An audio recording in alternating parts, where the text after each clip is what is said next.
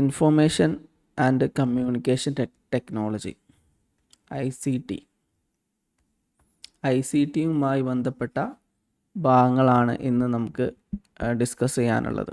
ഇതിൽ സാധാരണയായിട്ട് ചോദിച്ചു വരുന്ന ഏറ്റവും പ്രധാനപ്പെട്ട ഇൻഫോർമേഷൻ ആൻഡ് കമ്മ്യൂണിക്കേഷൻ ടെക്നോളജിയുമായി ബന്ധപ്പെട്ട ചോദ്യങ്ങൾ ഇന്ന് നമുക്ക് ഡിസ്കസ് ചെയ്യാം. ഇതിൽ ആദ്യമായിട്ട് നമുക്ക് ചർച്ച ചെയ്യാനുള്ളത് binary to decimal and decimal to binary conversion ആണ്. ഇതൊരു മാത്തമാറ്റിക്കൽ പ്രോബ്ലം ആണ്, പക്ഷേ ഇത് മാത്സുമായി ബന്ധപ്പെട്ടതൊന്നുമല്ല. ഇത് ഇൻഫോർമേഷൻ ആൻഡ് കമ്മ്യൂണിക്കേഷൻ ടെക്നോളജിയുമായി ബന്ധപ്പെട്ട ഭാഗമാണ്. പിന്നെ അത് കഴിഞ്ഞിട്ട് പിന്നെ നമുക്ക് ഡിസ്കസ് ചെയ്യാനുള്ളത് digital initiatives in higher education system ആണ്. ഇതും ഒരുപാട് പ്രാവശ്യം സ്ഥിരമായിട്ട് ചോദിക്കുന്ന ചോദ്യമാണ്, digital initiatives in higher education system. First നമുക്ക് binary to decimal and decimal to binary conversion നോക്കാം. വളരെ എളുപ്പമാണ്, പക്ഷെ പെട്ടെന്ന് ചിലപ്പോൾ നമുക്ക് അത് എത്താൻ കഴിഞ്ഞോണമെന്നില്ല. അപ്പോൾ ഇതിന് ഒരു ആദ്യം നമ്മൾ മനസ്സിലാക്കേണ്ടത്, ഇത് ചെയ്യുന്ന സമയത്ത് ഈ ബൈനറി ടു ഡിജിറ്റൽ കൺവേർഷൻ അല്ലെങ്കിൽ ഡിജിറ്റൽ ടു ബൈനറി കൺവേർഷൻ നമ്മൾ നോക്കുന്ന സമയത്ത് ശ്രദ്ധിക്കേണ്ട കാര്യങ്ങൾ ആദ്യം നോക്കാം. ഇങ്ങനൊരു വാല്യൂ നമുക്ക് തന്നാൽ ഇതിനെ നമുക്ക് നമ്പറിലേക്ക് കൺവേർട്ട് ചെയ്യാൻ കഴിയണം. അതുപോലെ തന്നെ നേരെ തിരിച്ച് നമ്പർ നമുക്ക് തരികയാണെങ്കിൽ ഇതിനെ നമുക്ക് എന്ത് ചെയ്യണം, ബൈനറിയിലേക്കും കൺവേർട്ട് ചെയ്യാൻ കഴിയണം. അതെങ്ങനെയെന്ന് നമുക്ക് നോക്കാം. ആദ്യം നമുക്ക് ഈ ക്വസ്റ്റ്യന് വന്നിട്ടുള്ള ആദ്യം ബൈനറിയിൽ നിന്ന് ഡിജിറ്റലിൽ നിന്ന് ബൈനറിയിലേക്ക് കൺവേർട്ട് ചെയ്യാനാണ്. നമുക്ക് ആദ്യം ബൈനറിയിൽ നിന്ന് ഡിജിറ്റലിലേക്ക് എങ്ങനെ കൺവേർട്ട് ചെയ്യാൻ നോക്കാം, എന്നതിന് ശേഷം തിരിച്ച് നോക്കാം. ഇവിടെ നമ്മൾ ആദ്യം മനസ്സിലാക്കേണ്ടത്, നിങ്ങൾ ഒരു കാര്യം ശ്രദ്ധിക്കണം. ഇപ്പോൾ ഈ വാല്യൂ ഒരു ഉദാഹരണം എടുക്കാം.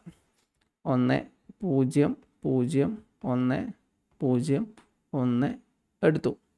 അപ്പോൾ ഇവിടെ നമ്മൾ എപ്പോഴും ബൈനറി ടു ഡിജിറ്റൽ കാൽക്കുലേറ്റ് ചെയ്യുന്ന സമയത്ത് നമ്മൾ വലത്ത് നിന്ന് ഇടത്തോട്ടാണ് എന്ത് ചെയ്യുക, കാൽക്കുലേറ്റ് ചെയ്യാം.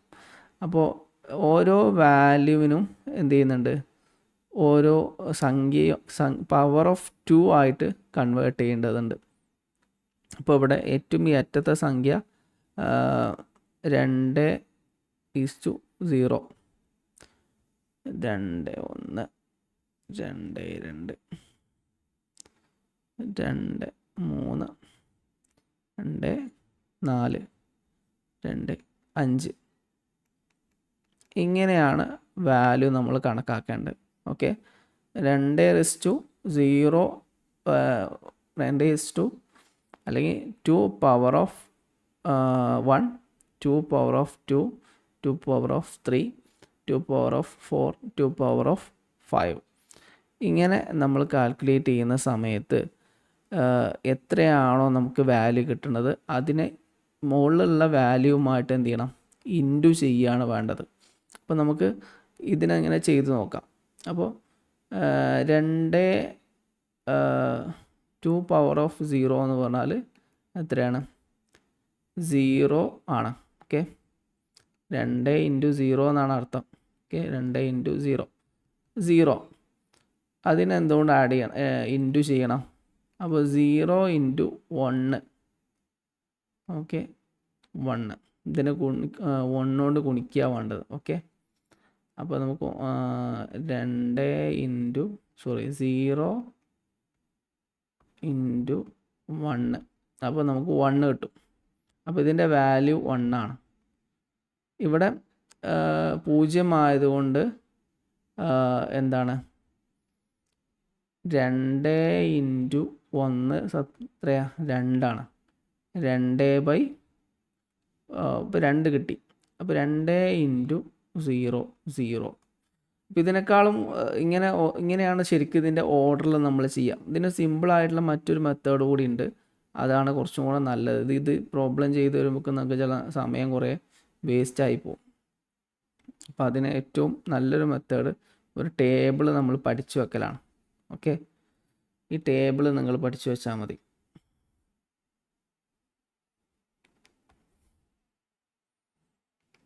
ഓക്കെ, ഇതൊന്ന് ജസ്റ്റ് നിങ്ങൾ എഴുതി വെക്കുക.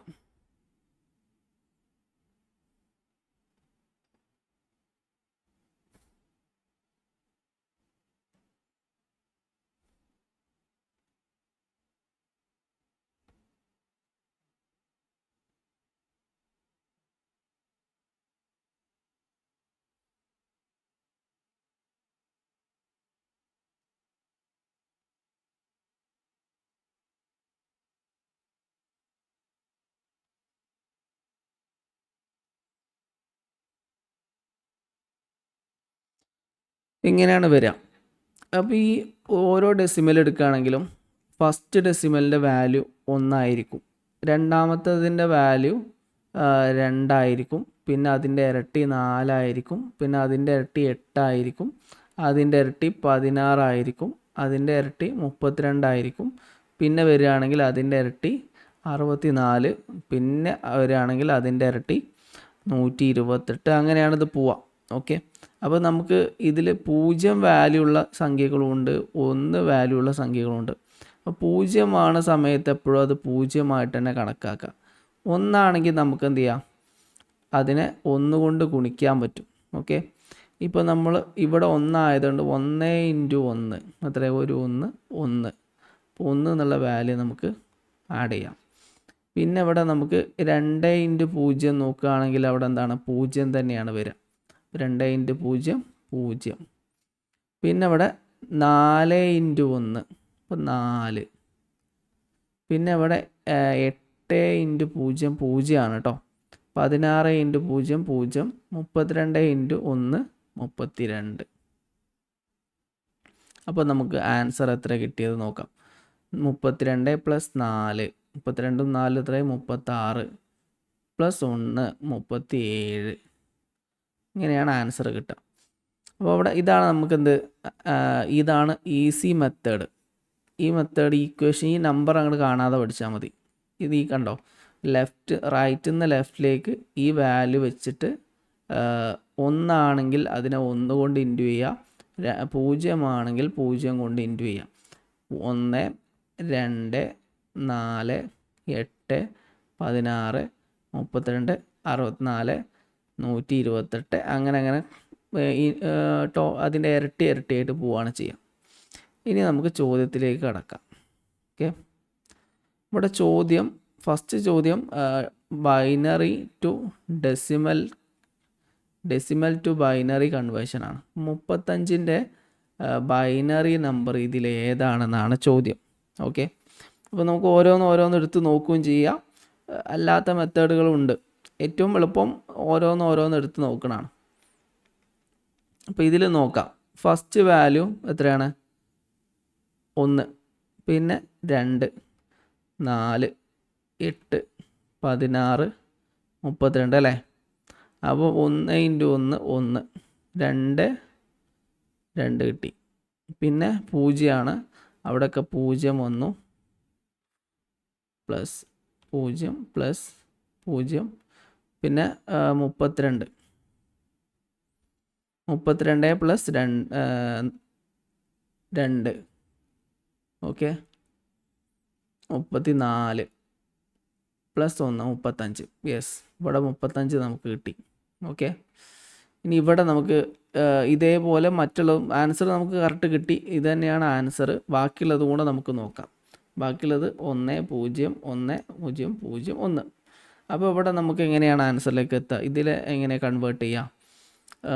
1 2 4 8 16 32.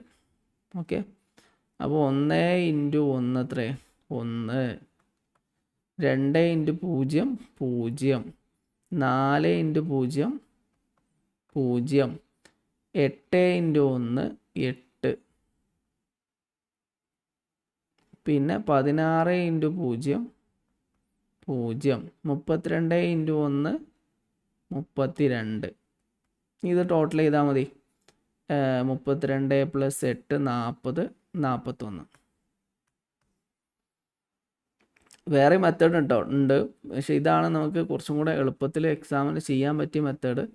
അതായത് ഡിവൈഡ് ചെയ്ത് ഇതിൻ്റെ സംഖ്യയെ നേരെ പകുതിയാക്കി ഡിവൈഡ് ചെയ്തിട്ടുന്ന ഒരു മെത്തേഡ് കൂടി ഉണ്ട്. ഇനി അടുത്ത ക്വസ്റ്റ്യൻ അടുത്ത ബൈനറിയിലേക്ക് നമുക്കൊന്ന് പോവാം. അടുത്ത ബൈനറി നമ്പർ 1 1 0 0 0 1. ഇതാരാണ് ചെയ്യുക? ആർക്കെങ്കിലും ഒന്ന് പറയാൻ പറ്റുമോ? ഇവിടെ എത്രയാണ് വരിക? 1. ഇവിടെ 2. ഇവിടെ എത്രയാണ്? 4. യെസ്. ഇവിടെ 8.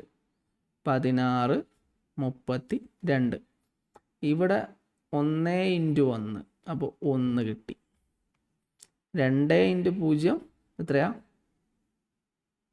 0. 4 × 0 0. 8 × 0 0. 16 × 1 16. 32 × 1 32. അപ്പോൾ ഇതിൻ്റെ ടോട്ടൽ നമുക്ക് കാണാം. 32 + 16 48 58 58 അല്ലേ? 49 32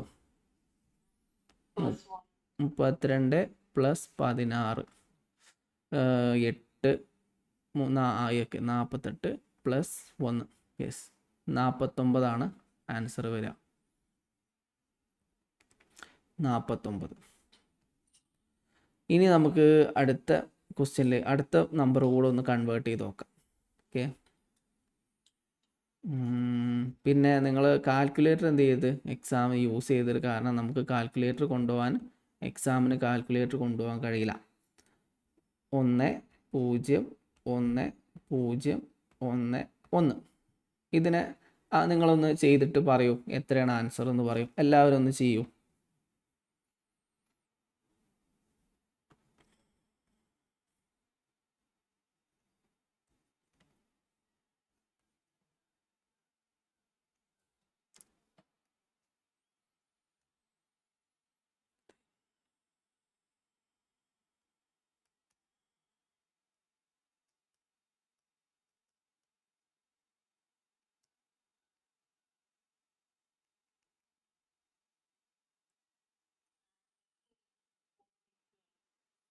ഓക്കെ. 40 + 2 + 1 43 അല്ലേ? എല്ലാവർക്കും 43 തന്നെയല്ലേ കിട്ടിയത്? അസ്ന, അഞ്ജുഷ. ഓക്കെ. ഇത് വളരെ എളുപ്പമുള്ള ക്വസ്റ്റ്യൻ ആണ്. ഇതിൻ്റെ നേരെ ഓപ്പോസിറ്റ് ഇനി തിരിച്ച് അടുത്ത ക്വസ്റ്റ്യൻ നമുക്ക് നോക്കാം. ഇത് എത്ര നീണ്ട വലിയ ക്വസ്റ്റ്യൻ ആണെങ്കിൽ നമുക്ക് എന്ത് ചെയ്യാം? അതിൻ്റെ ഇരട്ടിയാക്കി ഇങ്ങനെ വന്നാൽ മതി. ഇപ്പോൾ അടുത്ത ക്വസ്റ്റ്യനിലേക്ക് നമുക്ക് പോവാം. ഇതാണ് അടുത്ത ക്വസ്റ്റ്യൻ. ഓക്കെ.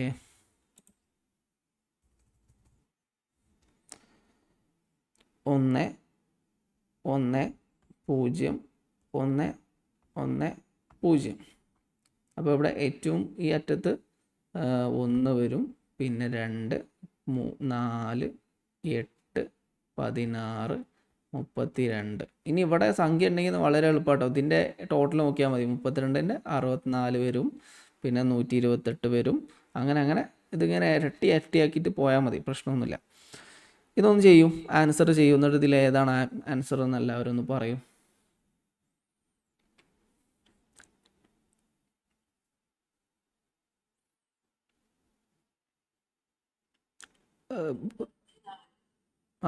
മറ്റു എല്ലാവർക്കും ആൻസർ സെയിം തന്നെയല്ലേ കിട്ടിയത്? 32 + 16 + 4 + 2.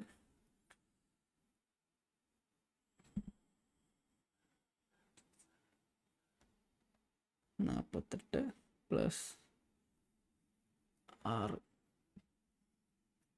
+ 6 54 54 അല്ലേ? എല്ലാവർക്കും 54 തന്നെയല്ലേ കിട്ടിയത്? ഓക്കെ.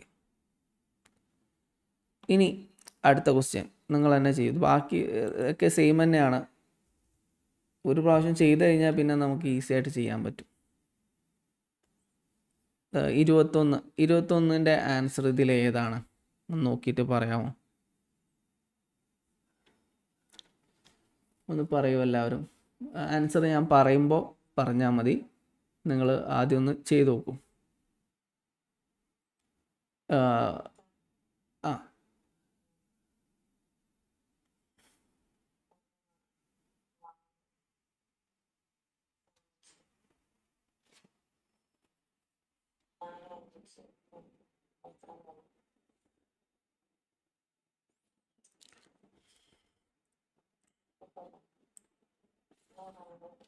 ഈ binary to decimal and decimal to binary conversion method ധാരാളം മെത്തേഡുകളുണ്ട് കേട്ടോ. ഒരുപാട് ടിപ്സും ട്രിക്സും ഒക്കെ ഇതിലുണ്ട്.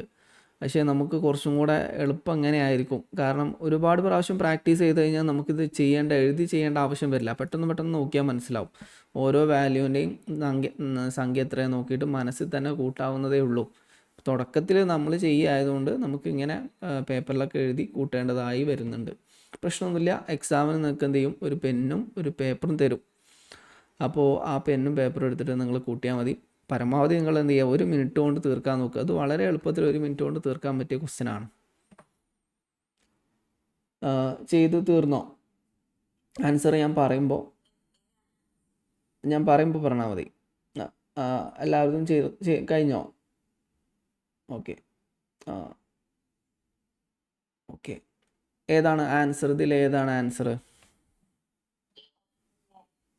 Option A. Yes, option A ആണ് ആൻസർ അല്ലേ? ഓപ്ഷൻ എ എന്ന് പറഞ്ഞാൽ ഫസ്റ്റ് 16 പ്ലസ് പിന്നെ അത് 0 പ്ലസ് പിന്നെ എത്രയാണ് 4 പ്ലസ് 1 അല്ലേ? 16 പ്ലസ് 4 20 പ്ലസ് 1 21. ഓക്കെ. ഇനി അടുത്ത ക്വസ്റ്റ്യൻ ഇതേപോലെ തന്നെയാണ്. ഓക്കെ, പിന്നെ ഒക്കെ സെയിം തന്നെ വരുന്നത്. ഒന്ന് ചെയ്ത് നോക്കൂ. 4ാമത്തെ ക്വസ്റ്റ്യൻ ഒന്ന് ചെയ്യൂ. 1 1 0 0 1 0 1 2 4 8 16 32 പ്ലസ് 16 പ്ലസ് 2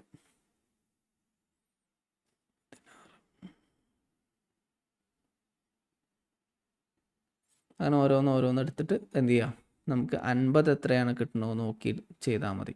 ഓക്കെ. ഇതിങ്ങനെ ഒന്ന് ചെയ്യണത്, ഇങ്ങനെ കണ്ടാൽ തന്നെ നമുക്ക് മനസ്സിലാവും ഇതിലേതായിരിക്കും ഇതിൻ്റെ ആൻസർ വരിക എന്നുള്ളത്. ഓരോന്ന് മനസ്സിൽ പ്രാക്ടീസ് ചെയ്ത് കഴിഞ്ഞാൽ നമുക്ക് ആൻസർ മനസ്സിലേക്ക് വരും. 32 16 48 ആയിരിക്കും.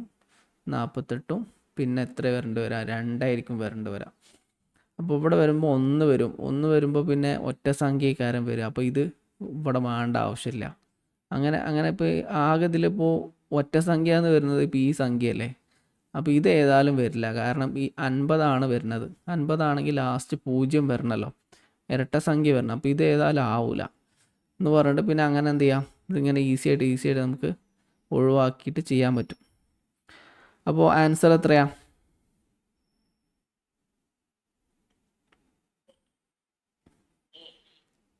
ഓക്കെ. തുഷാര എത്ര കിട്ടി?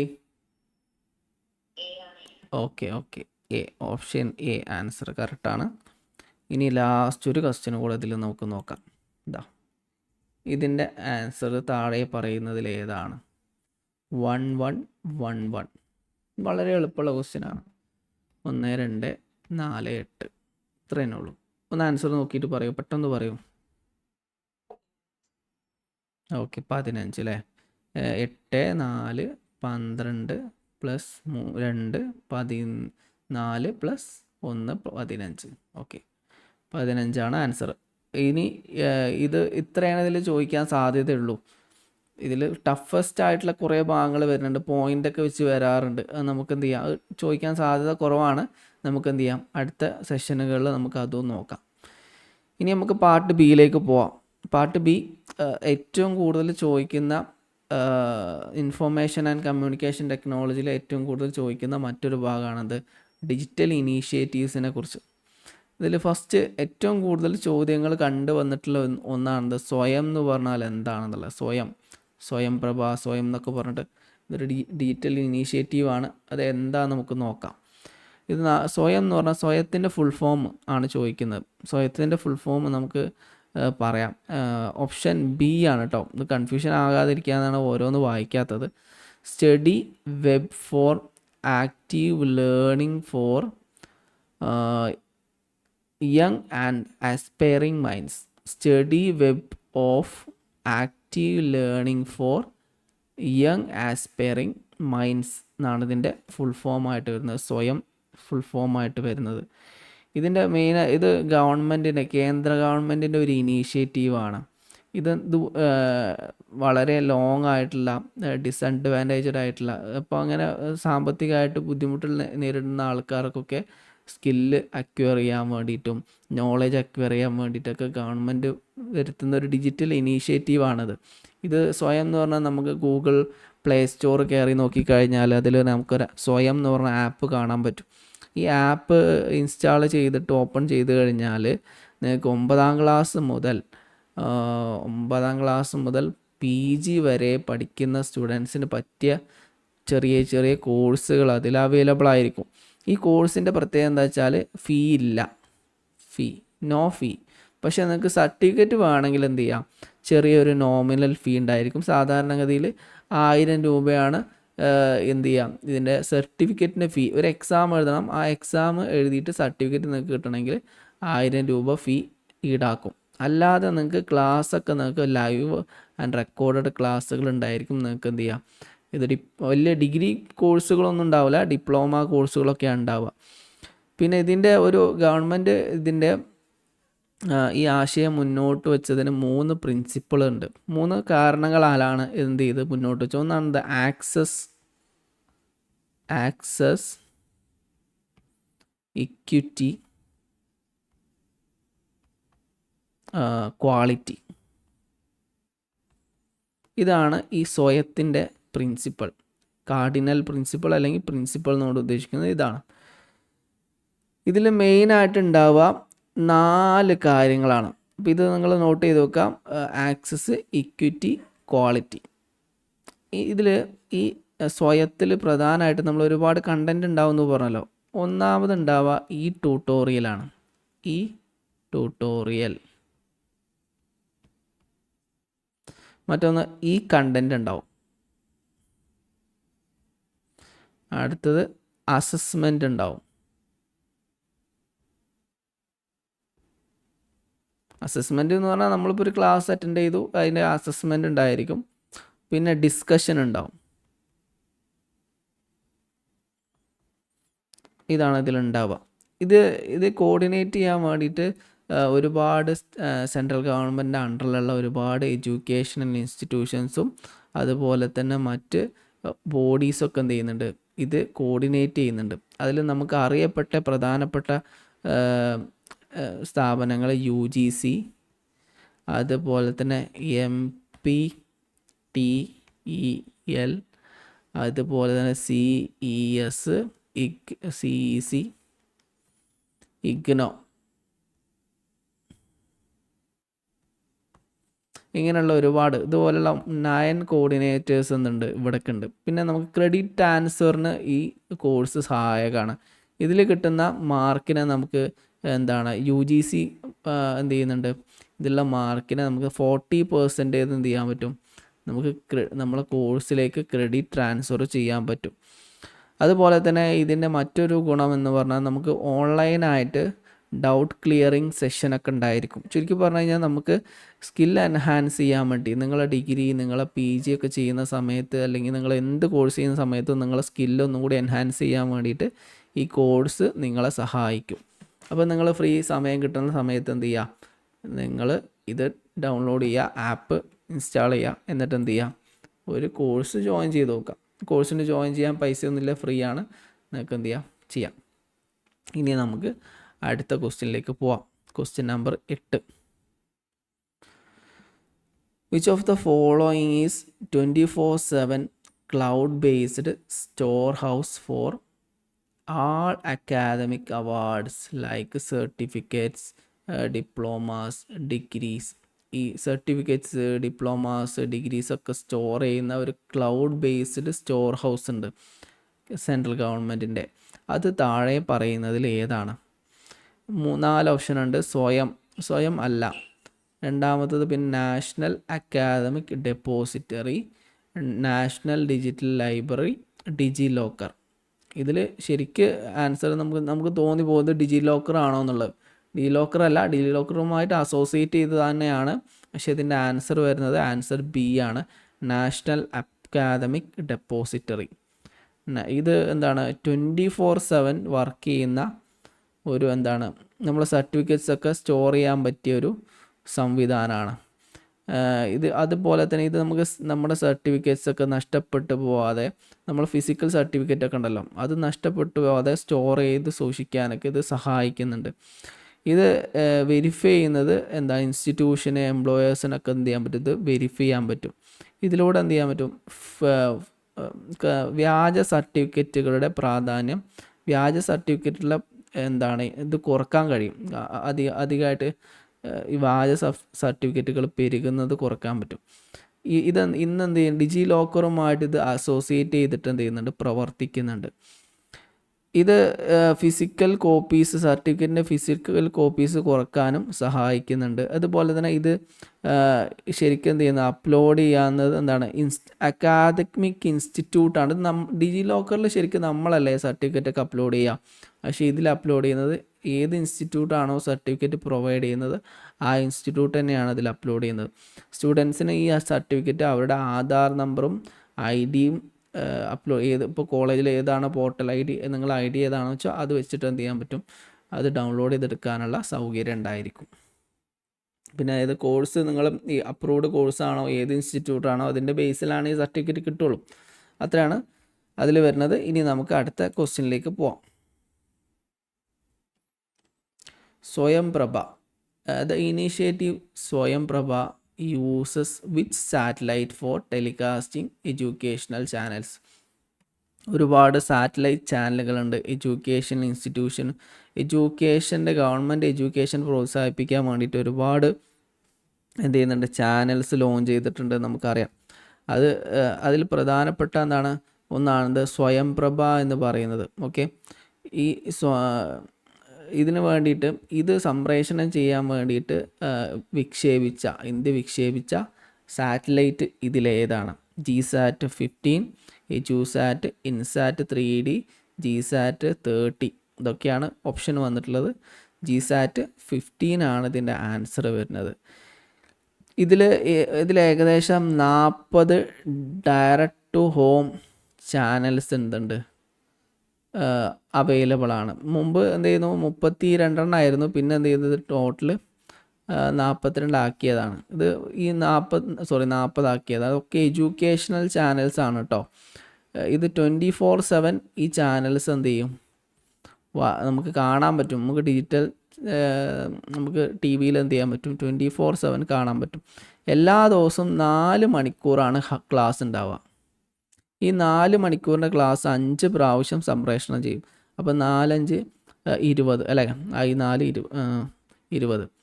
അപ്പോൾ 4 മണിക്കൂർ എന്തുണ്ടാവും, ക്ലാസ് ഉണ്ടായിരിക്കും. ഇപ്പോൾ 4 മണിക്കൂറിൻ്റെ ഒരു ക്ലാസ് കഴിഞ്ഞു, പിന്നെ വീണ്ടും അത് റിപ്പീറ്റ് ചെയ്യും, വീണ്ടും അത് റിപ്പീറ്റ് ചെയ്യും. അങ്ങനെ 5 പ്രാവശ്യം എന്ത് ചെയ്യും, ഈ 4 മണിക്കൂറിൻ്റെ ക്ലാസ് പലതവണ റിപ്പീറ്റ് ചെയ്യുകയാണ് സ്റ്റുഡൻസിൻ്റെ സൗകര്യം അനുസരിച്ച്. ഈ കണ്ടൻ്റൊക്കെ മാനേജ് ചെയ്യുന്നത് ശരിക്ക് ഗാന്ധിനഗറിലാണ്. ഇതിൻ്റെ കണ്ടൻറ്റ് അപ്ലോഡ് ചെയ്യുന്ന സ്ഥലം ഗാന്ധിനഗറിൽ ആണ്. ഓക്കെ, ഗാന്ധിനഗർ. ഓക്കെ, ഇതിൽ ക്ലാസ്സുകൾ കൊടുക്കുന്നത് UG, PG, അതുപോലെ തന്നെ സ്കൂൾ എഡ്യൂക്കേഷൻ, അതുപോലെ കോമ്പറ്റീറ്റീവ് എക്സാംസ്. കോമ്പറ്റീറ്റീവ് എക്സാം എന്ന് പറഞ്ഞാൽ സാധാരണ UPSC, SSC ഒക്കെയാണ് ഇത് സാധാരണ കൊടുക്കുക കേട്ടോ. കേരള PSC ഒന്നും മലയാളത്തിലൊന്നും ക്ലാസ്സുകൾ കുറവാണ്. ഇംഗ്ലീഷ്, ഹിന്ദി ക്ലാസ്സുകളാണ് ഉണ്ടാവുക സാധാരണഗതിയിൽ.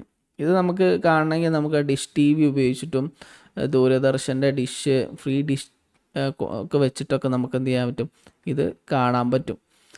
അതുപോലെ തന്നെ ഇത് യൂട്യൂബിലും അതുപോലെ തന്നെ ഓൺലൈനായിട്ടും ഇത് അവൈലബിൾ ആണ്. ഇനി നമുക്ക് അടുത്ത ക്വസ്റ്റ്യനിലേക്ക് പോവാം. ഓക്കെ, ഇത് താഴെ കുറച്ച് പ്രൊജക്റ്റുകളുടെ പേര് പറയുന്നുണ്ട്. Which project aims to provide remote access to laboratories in various disciplines of science and engineering. ഇപ്പോൾ ദൂരെ ഉള്ള ആൾക്കാർ, ഇപ്പോൾ നമുക്കറിയാം നമ്മളെ നാട് പോലെയല്ല, ഒരുപാട് എന്തുണ്ട്, റിമോട്ട് ഏരിയയിൽ ജീവിക്കുന്ന ആൾക്കാരൊക്കെ ഉണ്ട്. ഇപ്പോൾ ഹിമാലയത്തിൽ, അതുപോലത്തെ നോർത്ത് ഈസ്റ്റേൺ സ്റ്റേറ്റുകളിൽ, അവിടെ ചില ഉള്ള ഏരിയകളിലൊന്നും എന്തുണ്ടാവില്ല, റോഡുകൾ ഉണ്ടായിരിക്കില്ല. അപ്പോൾ വാഹന സൗകര്യങ്ങൾ ഉണ്ടാവില്ല, അടിസ്ഥാന സൗകര്യങ്ങൾ ഉണ്ടാവില്ല. അവിടെ കോളേജുകളൊക്കെ ഉണ്ടായിരിക്കും, പക്ഷെ നമുക്ക് കിട്ടുന്ന അത്ര അടിസ്ഥാന സൗകര്യങ്ങൾ ഇത്തരം സ്ഥലങ്ങളിൽ ഉണ്ടാവില്ല. അപ്പോൾ ഇവിടെ ഇത്തരം സ്ഥലങ്ങളിൽ പോയിട്ട് പഠിക്കുക എന്ന് പറഞ്ഞാൽ എന്താണ്, ബുദ്ധിമുട്ടല്ല, എല്ലാവർക്കും ബുദ്ധിമുട്ടാണ്. ഇത്തരം സ്ഥലങ്ങളിലെ ആൾക്കാർ ലബോറട്ടറി യൂസ് ചെയ്യാറുള്ള ബുദ്ധിമുട്ടാണ് അല്ലേ.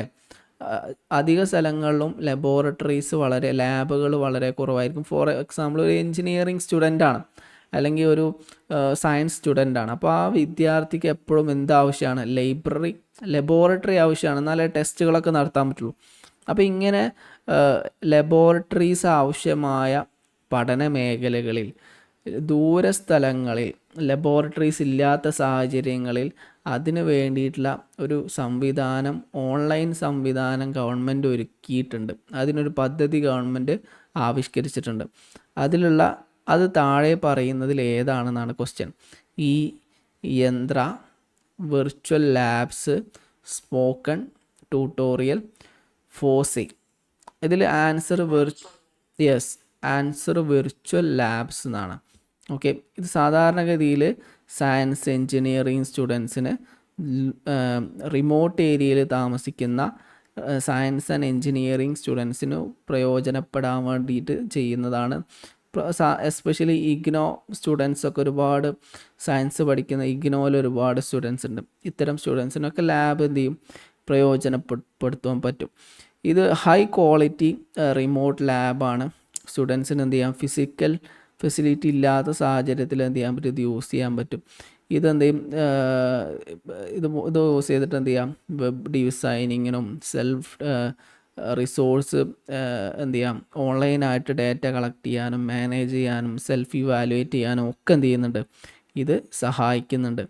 ഇതിൻ്റെ മറ്റൊരു ഗുണം എന്താ വെച്ചാൽ, നമുക്ക് എന്ത് ചെയ്യാൻ പറ്റും, എക്സ്പെൻസ് റെഡ്യൂസ് ചെയ്യാൻ പറ്റും. ഇപ്പോൾ സ്റ്റുഡൻസിന് നല്ല വില കൂടിയ സ്ഥലങ്ങൾ, ഇപ്പോൾ പ്രൈവറ്റായിട്ടൊക്കെ പഠിക്കുന്ന ആൾക്കാർക്ക് എന്ത് ചെയ്യും, ലാബുകൾ ആവശ്യമുണ്ടാവും. അപ്പോൾ ഓഫ്ലൈൻ ലാബുകൾ ചിലപ്പോൾ എക്സ്പെൻസീവ് ആവും. അപ്പോൾ അത് കുട്ടികൾക്ക് ബുദ്ധിമുട്ടായിരിക്കും. അങ്ങനെ പൈസ റെഡ്യൂസ് ചെയ്യാൻ, അതുപോലെ എപ്പോൾ വേണമെങ്കിലും എനി ടൈം സ്റ്റുഡൻസിന് ഇത് യൂസ് ചെയ്യാൻ പറ്റും. പിന്നെ അതുപോലെ മെയിനായിട്ട് കവർ ചെയ്യുന്ന കോഴ്സുകൾ ഇലക്ട്രോണിക്സ്, അതുപോലെ കമ്പ്യൂട്ടർ സയൻസ്, CS എന്നൊക്കെയാണ് നമുക്ക്, CS എന്ന് പറഞ്ഞാൽ കമ്പ്യൂട്ടർ സയൻസ്, അതുപോലെ സിവിൽ, മെക്കാനിക്കൽ എൻജിനീയറിങ്, മെക്കാനിക്കൽ എൻജിനീയറിങ്ങിനൊക്കെ ഇതിൽ സാധാരണയായിട്ട് യൂസ് ചെയ്യാറുണ്ട്. പിന്നെ മറ്റൊരു ഗുണം എന്താ വെച്ചാൽ, ടീച്ചേഴ്സിന് സ്റ്റുഡൻസിൻ്റെ പ്രോഗ്രസ് എന്ത് ചെയ്യാം, ഇവാലുവേറ്റ് ചെയ്യാനും ഇത് സഹായിക്കുന്നുണ്ട്. ഇത് ഗവൺമെൻറ്റിൻ്റെ ഒരു ഇനീഷ്യേറ്റീവാണ്. NMEIST. ഇത് ഒന്ന് ശ്രദ്ധിച്ച്, ഇത് ചിലപ്പോൾ ഇതിങ്ങനെ ക്വസ്റ്റ്യൻ ചോദിക്കാൻ സാധ്യത. NMEIST എന്ന് പറഞ്ഞാൽ എന്താണ്? NMEIST എന്ന് പറഞ്ഞാൽ നാഷണൽ മിഷൻ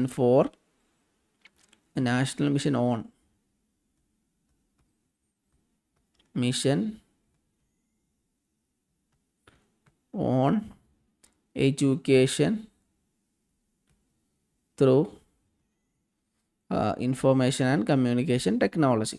ഇതാണ് national mission on education through information and communication technology. ഇതിൻ്റെ അണ്ടറിലാണ് എന്ത് ചെയ്യുന്നത്, വെർച്വൽ ലാബ് എന്ന് പറഞ്ഞ പദ്ധതി ഗവൺമെൻറ് കൊണ്ടുവന്നിട്ടുള്ളത്. ഇനി അടുത്തത് ശോധ് ഗംഗ നമ്മൾ സ്ഥിരമായിട്ട് കേൾക്കുന്നതാണ്. പ്രത്യേകിച്ച് ഡിഗ്രി PG നമ്മൾ പഠിച്ച സമയത്തൊക്കെ ശോധ് ഗംഗ ധാരാളം നമ്മൾ യൂസ് ചെയ്തിട്ടുണ്ടായിരിക്കും അല്ലേ. Shodh Ganga is a national repository for, എന്തിന് വേണ്ടിയിട്ടാണ് ഈ ശോധ് ഗംഗ നമ്മൾ യൂസ് ചെയ്യുന്നത്? അതിലെന്താ ഉണ്ടാവുക? ഇ ബുക്സ് ഉണ്ട്, ജേർണൽസ് ഉണ്ട്, Indian electronic thesis and dissertations research synopsis. ഇതിൻ്റെ ആൻസർ ഓപ്ഷൻ സി ആണ്, ഇന്ത്യൻ ഇലക്ട്രോണിക് തീസിസ്. അതായത് ഇതുകൊണ്ട് ഉദ്ദേശിക്കുന്നത് എന്താ വെച്ചാൽ ഇത് ഇന്ത്യയിൽ ഇതുവരെ ചെയ്തിട്ടുള്ള എല്ലാ PhD തീസിസുകളുടെയും ഡെസേർട്ടേഷൻ്റെ ഒക്കെ എല്ലാം നമുക്ക് എല്ലാ സോഴ്സുകളും ഈ സൈറ്റിൽ അവൈലബിൾ ആയിരിക്കും. ഇതൊരു വെബ്സൈറ്റാണ്, സാധാരണ എല്ലാവർക്കും പരിചയമുള്ള വെബ്സൈറ്റ് തന്നെയാണ്. ഷോധ് എന്ന് പറഞ്ഞാൽ ഷോധ് കൊണ്ട് ഉദ്ദേശിക്കുന്നത് സാധാരണ ഒരു റിസർച്ച് എന്നാണ് ഉദ്ദേശിക്കുന്നത്. ഗംഗ എന്ന് പറഞ്ഞാൽ റിവറാണ്, holy river Ganga. Ganga reservoir എന്നും ഇതിന് പറയുന്നുണ്ട്. അപ്പോൾ എന്താണ് ഒരുപാട് വെള്ളം എന്ന് പറഞ്ഞാൽ വെള്ളത്തെ ശരിക്കും നമ്മൾ അറിവുമായി ബന്ധപ്പെടുത്തി പറയാറുണ്ടല്ലോ.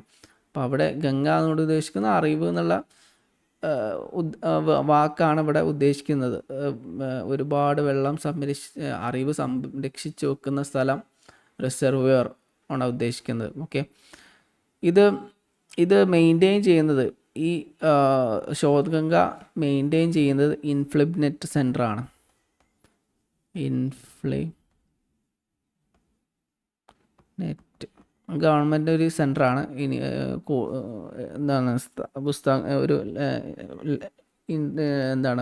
ഒരു ലൈബ്രറിയാണ്, ഗവൺമെൻറ് ഒരു അണ്ടറിലുള്ള ഒരു സ്ഥാപനമാണ് ഇൻഫ്ലിബ്നെറ്റ്. അവരാണ് ചെയ്യുന്നത്. ഇതെന്ത് ചെയ്യുന്നുണ്ട്, ലോകത്തിലുള്ള എല്ലാ ആൾക്കാർക്കും, എല്ലാ സ്കോളർലി കമ്മ്യൂണിറ്റീസിനും എന്ത് ചെയ്യും, ഇത് ഓപ്പൺ ആക്സസ് കൊടുത്തിട്ടുണ്ട്. ആർക്കും എന്ത് ചെയ്യാൻ പറ്റും, ഇത് പെയ്ഡ് ഒന്നുമല്ല. നമുക്ക് എന്ത് ചെയ്യാം, ഇപ്പോൾ നമ്മൾ ഡിഗ്രിക്കോ PGക്കോ PhDക്കോ ഒക്കെ നമ്മൾ എന്തെങ്കിലും പഠനം നടത്താൻ ഉദ്ദേശിക്കുന്നുണ്ട്. അപ്പോൾ നമ്മൾ തിരഞ്ഞെടുത്ത ടോപ്പിക്ക് മറ്റാരെങ്കിലും തിരഞ്ഞെടുത്തിട്ടുണ്ടോ എന്നും, നമ്മൾ പഠിച്ച വിഷയത്തെക്കുറിച്ച് ലിറ്ററേച്ചർ റിവ്യൂ പഠിക്കണമെങ്കിലൊക്കെ എന്ത് ചെയ്യാം, ഈ ശോധ് ഗംഗ നമുക്ക് യൂസ് ചെയ്യാൻ പറ്റും. മാത്രമല്ല ഇതിൻ്റെ ഭാഗമായിട്ട് ഗവൺമെൻറ് ഒരു ഇനീഷ്യേറ്റീവ് പ്ലേജറിസം ഇല്ലാതാക്കാൻ വേണ്ടി ഒരു ഇനീഷ്യേറ്റീവാണിത് ശോധ് ശുദ്ധി. ഇതിൽ നമുക്ക് എന്ത് ചെയ്യാൻ പറ്റും, ഇതിൻ്റെ ഭാഗമായിട്ട് എന്ത് ചെയ്യാൻ പ്ലേജറിസം ചെക്ക് ചെയ്യാനുള്ള അവസരമുണ്ട്. നമ്മൾ കണ്ടൻറ്റൊക്കെ നമ്മൾ വേറെ ആരെങ്കിലും യൂസ് ചെയ്തിട്ടുണ്ടാവും, വേറെ ആളുകളുടെ കണ്ടൻറ്റ്സ് നമ്മളതിൽ യൂസ് ചെയ്തിട്ടുണ്ടാവും, ഒക്കെ നമുക്ക് യൂസ് ചെയ്യാൻ ഇത് കഴിയും. അതുപോലെ നമുക്ക് സബ്ജക്റ്റ് വെച്ച് സെർച്ച് ചെയ്യാം, ഇയർ വെച്ച് സെർച്ച് ചെയ്യാം, ഗൈഡിൻ്റെ പേര് വെച്ച് സെർച്ച് ചെയ്യാം. ഇതൊക്കെ നമുക്ക് സെർച്ച് ചെയ്യാം. ഇതിൽ ഏകദേശം 5 ലക്ഷത്തിലധികം മെറ്റീരിയൽ ഫുൾ ടെക്സ്റ്റ് തീസിസ് നമുക്ക് എന്ത് ചെയ്യാം, ഇന്ത്യയിലുള്ള എല്ലാ യൂണിവേഴ്സിറ്റീൻ്റെയും ഫുൾ ടെക്സ്റ്റ് തീസിസുകൾ നമുക്ക് എന്ത് ചെയ്യാൻ പറ്റും, ഡൗൺലോഡ് ചെയ്യാനും കാണാനും ഒക്കെ പറ്റും. സാധാരണഗതിയിൽ നമ്മൾ പല ആളുകൾക്കും ഇത് നമ്മൾ PG ചെയ്യുന്ന സമയത്ത്, ഡെസേർട്ടേഷൻ ചെയ്ത സമയത്ത് ഇത് ആക്സസ് ചെയ്ത് പരിചയം ഉണ്ടായിരിക്കും.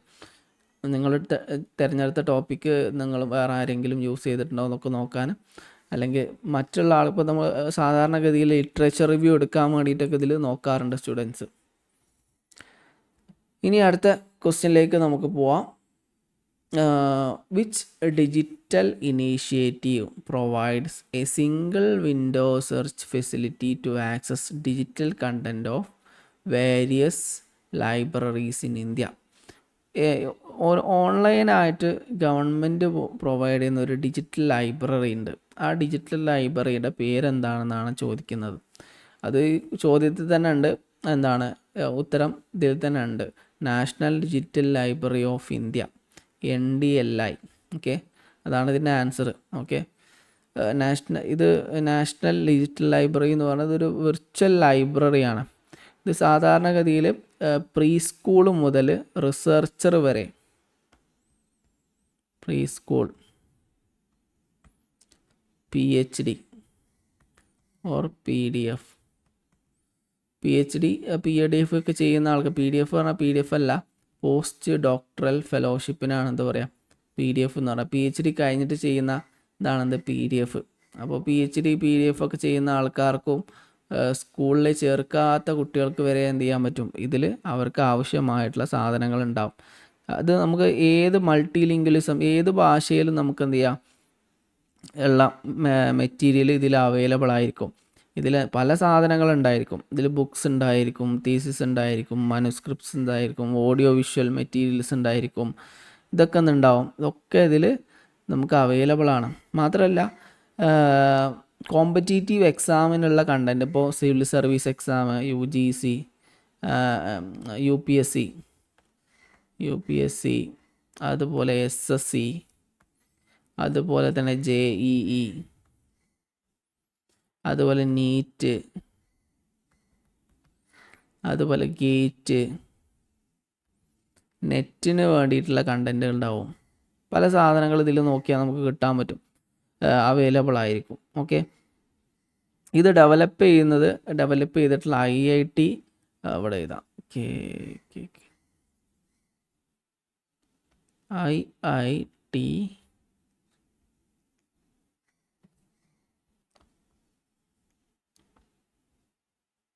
ഖരഗ്പൂർ.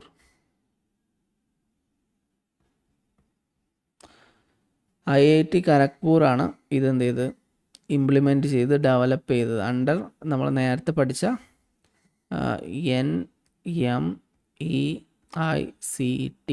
NMEICTയുടെ ഫുൾ ഫോം ഇവിടെ തൊട്ട് മുകളിൽ നമ്മൾ പറഞ്ഞു, national mission on education through information and communication technology. ഗവൺമെൻറ്റിൻ്റെ ഒരു കേന്ദ്ര ഗവൺമെൻറ് മിഷനാണ്.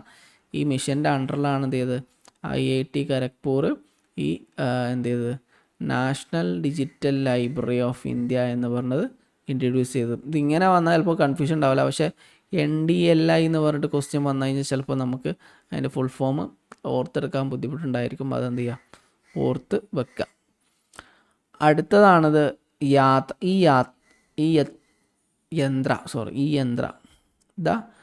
ഈ യന്ത്ര initiative focus on which of the following. ഇതുപോലെ തന്നെ കേന്ദ്ര ഗവൺമെൻറ്റിൻ്റെ ഒരു പ്രധാനപ്പെട്ട ഒരു ഇനീഷ്യേറ്റീവാണ്. അത് എന്തിനു വേണ്ടിയിട്ടാണ്? Online teacher training, robotics and embedded system, agricultural technology, അതുപോലെ തന്നെ മെഡിക്കൽ ഇലക്ട്രോണിക്സ്. ഇതിൻ്റെ ആൻസർ വരുന്നത് റോബോട്ടിക് ആൻഡ് എംബഡഡ് സിസ്റ്റമാണ് ഇതിൽ വരുന്നത്. യന്ത്ര എന്നുള്ള വാക്ക് തന്നെ നമുക്ക് എന്താണ്, യന്ത്രവുമായി ബന്ധപ്പെട്ടതാണ് നമുക്ക് മനസ്സിലാക്കാമല്ലോ. ഇത് ഗവൺമെൻറ്റിൻ്റെ ഒരു ഇനീഷ്യേറ്റീവാണ്. റോബോട്ടിക്സിനെ കുറിച്ചൊക്കെ എന്ത് ചെയ്യണം, ഒരു പ്രാക്ടിക്കൽ ആപ്ലിക്കേഷനെ കുറിച്ച് പഠിക്കാൻ വേണ്ടിയിട്ട് ചെയ്യുന്ന ഒരു ഇനീഷ്യേറ്റീവാണ്. ഇത് മെയിനായിട്ട് എൻജിനീയറിങ് കോളേജിലെ സ്റ്റുഡൻസിനൊക്കെ വേണ്ടിയിട്ടാണ് ഇത് എന്ത് ചെയ്യുന്നത്, ഇത് കൊണ്ടുവന്നിട്ടുള്ളത്. പിന്നെ ഇതൊക്കെയാണ് ഇതിൽ വരുന്നത്. ഇതിൽ എന്തുണ്ടാവും, ആനുവലി എന്തുണ്ടാവും, ഇതിൻ്റെ ഭാഗമായിട്ട് ഈ യന്ത്ര റോബോട്ടിക് കോമ്പറ്റീഷനൊക്കെ എന്ത് ചെയ്യുന്നുണ്ട്, ഇവർ എല്ലാ സ്റ്റുഡൻസിനും വേണ്ടിയും വർഷത്തിൽ നടത്തുന്നുണ്ട്. YRC എന്നൊക്കെ പറഞ്ഞ പേരിൽ ഈ യന്ത്ര റോബോട്ടിക് കോമ്പറ്റീഷനൊക്കെ എല്ലാ സ്റ്റുഡൻസിനും നടത്തുന്നുണ്ട്. ഇത് മെയിനായിട്ട് ഓപ്പൺ സോഴ്സ് ഹാർഡ്വെയറുകൾ, സോഫ്റ്റ്വെയറൊക്കെ ഡെവലപ്പ് ചെയ്യാൻ ഇത് സഹായിക്കുന്നുണ്ട്. ഓൺലൈൻ ട്യൂട്ടോറിയൽസ്, പ്രൊജക്റ്റ് ഐഡിയാസൊക്കെ കൊടുക്കുന്നുണ്ട്. ഇതിൻ്റെ മെയിൻ തലപ്പത്ത് ഇത് IIT ബോംബെ ആണ് എന്ത് ചെയ്യുന്നത്, IIT ബോംബെ ആണ് മിനിസ്ട്രി ഓഫ് എഡ്യൂക്കേഷൻ്റെ കീഴിൽ ഹെൽപ്പോടുകൂടി എന്ത് ചെയ്യുന്നത്, ഇതിൻ്റെ ഇനീഷ്യേറ്റീവ്സ് എടുക്കുന്നത്. ഇനി നമുക്ക് അടുത്ത ക്വസ്റ്റ്യനിലേക്ക് പോവാം. ഓക്കെ, എന്താണ് ഈ foci project? What is the primary focus of foci project? Okay, ഈ ഫോസി എന്ന് പറഞ്ഞാൽ എന്താണെന്ന് നമുക്ക് ആദ്യം നോക്കാം.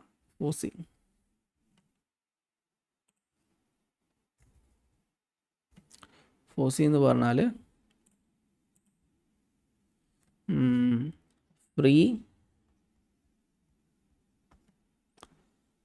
Libre and open source software for education. ഇത് എന്തുമായി ബന്ധപ്പെട്ട, പ്രൈമറി ഫോക്കസ് ചെയ്യുന്നത് എന്തുമായി ബന്ധപ്പെട്ടാണ്? ഇതിന് answer open source software, promotion of open source software ആണ്. ഇത് എന്താണ്, ഓപ്പൺ സോഴ്സ് സോഫ്റ്റ്വെയർ പ്രൊമോട്ട് ചെയ്യുന്ന ഒരു ഇനീഷ്യേറ്റീവാണ് എന്ത് ഈ FOSSEE, free or Libre and open source software for education. ഇതിൽ മെയിനായിട്ട് ഇതിൽ വരുന്നത് കുറേ കോഴ്സുകൾ സോഫ്റ്റ്വെയറുകൾ വരുന്നുണ്ട്. പൈത്തൺ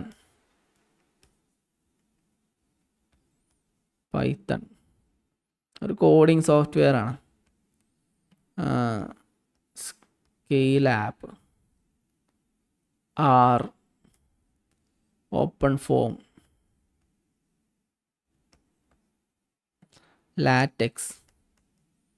ലാറ്റക്സ് ഒക്കെ നിങ്ങൾ കേട്ടിട്ടുണ്ടാവും അല്ലേ? ലാറ്റക്സ് കോഡിംഗ് എന്നൊക്കെ പറഞ്ഞിട്ട് കേട്ടിട്ടുണ്ടാവും. ഇതൊക്കെ സാധാരണ ഓപ്പൺ സോഴ്സ് സോഫ്റ്റ്വെയർ. ഈ ഓപ്പൺ സോഴ്സ് സോഫ്റ്റ്വെയർ എന്ന് പറഞ്ഞാൽ നമുക്ക് പൈസയൊന്നും കൊടുക്കണ്ട, ലൈസൻസിൻ്റെ ഒന്നും ആവശ്യമില്ല, ആർക്കും യൂസ് ചെയ്യാൻ പറ്റും. ഇപ്പോൾ നമ്മൾ യൂസ് ചെയ്യുന്നപ്പോൾ ഞാൻ യൂസ് ചെയ്തുകൊണ്ടിരിക്കുന്നത് MS ഓഫീസാണ് അല്ലേ. MS വേർഡിലാണ് ഇപ്പോൾ ഇത് ചെയ്തുകൊണ്ടിരിക്കുന്നത്. പക്ഷേ ഇത് പെയ്ഡാണ്. ഇത് പൈസ കൊടുത്ത് വാങ്ങണം, അല്ലെങ്കിൽ നമ്മൾ കമ്പ്യൂട്ടർ ഇൻസ്റ്റാൾ ചെയ്യുന്ന സമയത്ത് നമുക്ക് അവർ ഇൻസ്റ്റാൾ ചെയ്ത് തരും.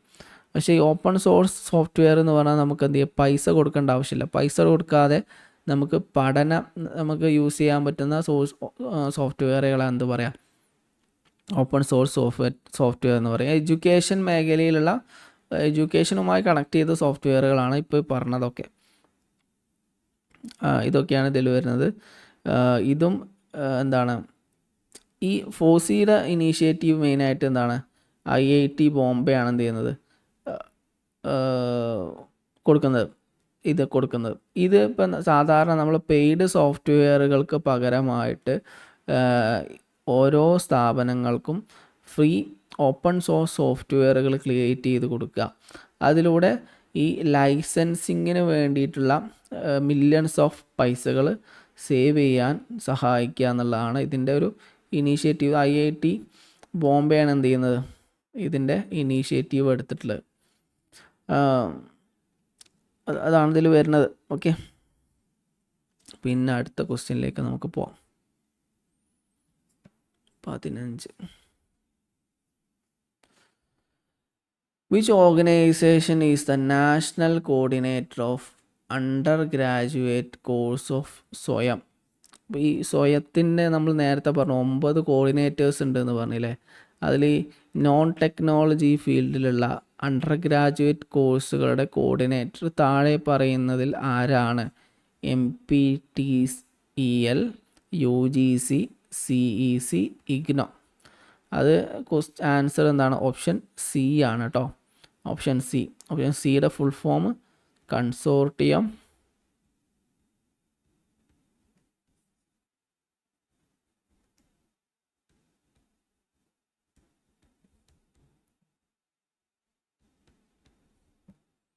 Four educational communication, CEC. ഇത് സെറ്റപ്പ് ചെയ്തത് 1993 കേട്ടോ. ഇത് ഒരു ഏകദേശം 21 മീഡിയ നെറ്റ്വർക്ക് കവർ ചെയ്യുന്ന ഒരു കോഴ്സാണ്. അതുപോലെ തന്നെ സ്വയം പ്രഭയുടെ ഭാഗമായിട്ട് നമ്മൾ നേരത്തെ സ്വയം പ്രഭ പറഞ്ഞില്ലേ, ഡിജിറ്റൽ ഇനീഷ്യേറ്റീവ്സ് ചാനലുകൾ, ഒരുപാട് ചാനൽസും ഇവർ എന്ത് ചെയ്യുന്നുണ്ട്, മാനേജ് ചെയ്യുന്നുണ്ട്. അതുപോലെ തന്നെ എന്ത് ചെയ്യുന്നുണ്ട്, കോഴ്സുകൾ പ്രൊവൈഡ് ചെയ്യുന്നുണ്ട്. ഇതൊക്കെയാണ് ഇവരുടെ ജോലി. ഇനി അടുത്ത ടോപ്പിക്കിലേക്ക് നമുക്ക് പോവാം, അടുത്ത ക്വസ്റ്റ്യനിലേക്ക് നമുക്ക് പോവാം. ഗിയാൻ അല്ലെങ്കിൽ global initiative for academic network, GIAN scheme was launched to. എന്തിനു വേണ്ടിയിട്ടാണ് ഈ global initiative for academic network launch ചെയ്തത്? അതിന് ആൻസർ B ആണ് കേട്ടോ. 16 ആൻസർ എൻകറേജ്, ഓരോന്ന് വായിക്കാം. Provide scholarship for study abroad, വിദേശ പഠനത്തിന്. Encourage international scientist or entrepreneurs to teach in India. Build high speed internet in village. Digitalise all text book. ഇതിൽ answer option B ആണ്. Encourage international scientist and entrepreneurs to teach in India. ഇന്ത്യയിൽ ഇൻ്റർനാഷണൽ സയൻറ്റിസ്റ്റിനൊക്കെ ഇന്ത്യയിൽ വന്ന് പഠിപ്പിക്കാൻ പ്രോത്സാഹിപ്പിക്കുന്ന ഒരു സംവിധാനമാണത്. ഇതെന്ത് ചെയ്യുന്നുണ്ട്, ലോകത്തിലെ വേൾഡ് ക്ലാസ് ലോകത്തിലെ വ്യത്യസ്ത ഫാക്കൽറ്റീസിന് എന്ത് ചെയ്യാൻ പറ്റും, ഇന്ത്യൻ യൂണിവേഴ്സിറ്റികളിലൊക്കെ കൊണ്ടുവന്നിട്ട് പഠിപ്പിക്കാൻ എന്ത് ചെയ്യുന്നുണ്ട്, ഇത് ഹെൽപ്പ് ചെയ്യുന്നുണ്ട്. അതുപോലെ തന്നെ ഇൻ്റർനാഷണൽ എക്സ്പേർട്ടിൻ്റെ ഷോർട്ട് ടേമുള്ള കോഴ്സുകൾ 1 മുതൽ 2 വീക്ക് വരെ നീണ്ടു നിൽക്കുന്ന കോഴ്സുകളൊക്കെ ഇന്ത്യൻ ഇൻസ്റ്റിറ്റ്യൂട്ടുകളിൽ കൊണ്ടുവരാൻ ഇത് ഹെൽപ്പ് ചെയ്തിട്ടുണ്ട്. അതുപോലെ തന്നെ long term research partnership, Indian യൂണിവേഴ്സിറ്റികളും വിദേശത്തുള്ള യൂണിവേഴ്സിറ്റികളും തമ്മിൽ, അതുപോലെ തന്നെ വിദേശത്തുള്ള പ്രൊഫസേഴ്സും തമ്മിൽ ലോങ് ടേം ആയിട്ടുള്ള റിസർച്ച് പാർട്ട്ണർഷിപ്പ് സൈൻ ചെയ്യാനൊക്കെ ഇതിൻ്റെ ഭാഗമായിട്ട് കഴിഞ്ഞിട്ടുണ്ട്. അതുപോലെ തന്നെ ഇൻ്റർനാഷണൽ എഡ്യൂക്കേഷനുമായി ബന്ധപ്പെട്ട ട്രാവൽ ഫെസിലിറ്റീസിന് ഹെൽപ്പ് ചെയ്തിട്ടുണ്ട്. റിസർച്ച് ആൻഡ് ഡെവലപ്മെൻറ്റിന് വേണ്ടി ഹെൽപ്പ് ചെയ്തിട്ടുണ്ട്. അതുപോലെ തന്നെ ഒരുപാട് IITസും IIT, NIT, അതുപോലെ തന്നെ സെൻട്രൽ യൂണിവേഴ്സിറ്റീസൊക്കെ എന്ത് ചെയ്യുന്നുണ്ട്, ഇതിനെ കോർഡിനേറ്റ് ചെയ്യാൻ വേണ്ടിയിട്ട് ഹെൽപ്പ് ചെയ്തിട്ടുണ്ട്. ഇവരുമായിട്ടൊക്കെ എന്ത് ചെയ്യുന്നുണ്ട്, ഒരുപാട് ഇൻ്റർനാഷണൽ ഇൻസ്റ്റിറ്റ്യൂഷൻസ് എന്ത് ചെയ്യുന്നുണ്ട്, സൈൻ ചെയ്തിട്ടൊക്കെ ഉണ്ട്. ഇനി നമുക്ക് അടുത്ത ക്വസ്റ്റ്യനിലേക്ക് നമുക്ക് പോവാം. Question 17. Which portal provide the database of profiles of scientist, research and other faculty members working at leading academic institute? അതിൽ 3-4 ഓപ്ഷൻ ഉണ്ട്. വിദ്വാൻ, സാക്ഷത്, ശോധഗംഗ, ഈ ആചാര്യ. അതിൽ വിദ്വാനാണത് അതിൻ്റെ ആൻസർ വരുന്നത്. ഇത് പ്രധാനപ്പെട്ട ഇന്ത്യയിലെ പ്രധാനപ്പെട്ട എന്താണ് വേൾഡ് ക്ലാസ് ലീഡിങ് എന്താണ് scientist, researchers, faculty members in ഇന്ത്യയിലുള്ള ആൾക്കാരൊക്കെ എന്ത് ചെയ്യുന്നുണ്ട്, ഡീറ്റെയിൽ ആയിട്ടുള്ള ഡീറ്റെയിൽസ് ഇതിലുണ്ടാവും. ഇതിലെന്തുണ്ടാവും, ഓരോ എക്സ്പേർട്ടിനും ഒരു വിദ്വാൻ ID ഉണ്ടാവും, വിദ്വാൻ. അതുപോലെ URL ഉണ്ടാവും. അത് വെച്ചിട്ട് നമുക്ക് എന്ത് ചെയ്യാൻ പറ്റും, ഈ ഫാക്കൽറ്റീസിനെയും അവരെ കണക്ട് ചെയ്യാനൊക്കെ നമുക്ക് പറ്റും. ഓക്കെ, ഇതൊക്കെയാണ് ഇപ്പോൾ ഇതിൽ വരാം. ഇത് മെയിനായിട്ട് ഇത് എന്ത് ചെയ്യാൻ പറ്റും, ഇത് നമ്മൾ നേരത്തെ പറഞ്ഞ പോലെ തന്നെ NMICT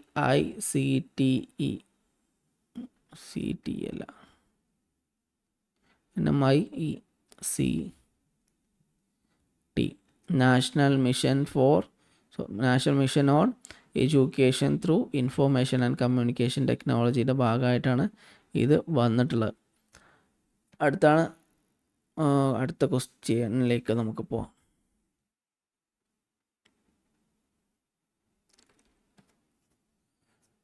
ഈശോദ് Sindhu was formed by merging which of the following initiatives? ഇത് ഗവൺമെൻറ്റിൻ്റെ ഒരു ഇനീഷ്യേറ്റീവാണ്. ഇത് താഴെ പറയുന്ന കുറേ ഇനീഷ്യേറ്റീവ്സ് മെർജ് ചെയ്ത് കണ്ട് തുടങ്ങിയതാണ്. ഏതൊക്കെയാണ് നമുക്ക് നോക്കാം. ABCDE. അതിൽ ഓപ്ഷൻ A ആണ് സത്യം പറഞ്ഞാൽ answer. UGC, Infonet, digital library consortium, NLIST,